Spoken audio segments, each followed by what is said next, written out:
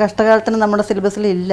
ആർട്ടിനെക്കുറിച്ചോ ആർട്ടിസ്റ്റുകളെ കുറിച്ചൊന്നും കാര്യമായിട്ടില്ല. ആകെ 3 പേരാണ് മെൻഷൻ ചെയ്യുന്നത്. ഒന്ന് ഡാവിൻസിയുടെ പേര് മെൻഷൻ ചെയ്യുന്നുണ്ട്, പിന്നെ മൈക്കിൾ ആഞ്ചലോൻ്റെ പേര്, പിന്നെ പേര് മെൻഷൻ ചെയ്യുന്നത് രാജാരവിവർമ്മ. സത്യമാണത്. ഇപ്പോഴത്തെ അവസ്ഥയിൽ അത് തന്നെയാണ് അവസ്ഥ. ഒരു സിലബസിൽ ഒരു മാറ്റവും വന്നിട്ടില്ല. പിന്നെയുള്ള ആൾക്കാരൊക്കെ ഞാൻ അറിഞ്ഞത് പിന്നെ ഫൈൻ ആർട്സ് കോളേജിലൊക്കെ വന്നേ പിന്നെയാണ് ആർട്ടിനെ കുറിച്ച് ശരിക്കും എന്താണെന്ന് സീരിയസ് ആയിട്ട് അതിലോട്ട് ഇറങ്ങിയത്.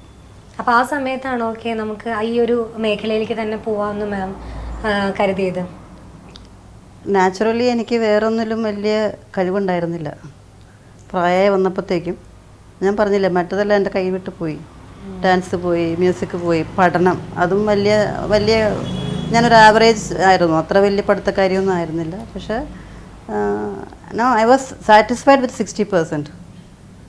വലിയ പഠിച്ച് 80% മാർക്ക് മേടിക്കണം, റാങ്ക് മേടിക്കണം അങ്ങനെയുള്ള ചിന്തയുള്ള ആളൊന്നും ആയിരുന്നില്ല.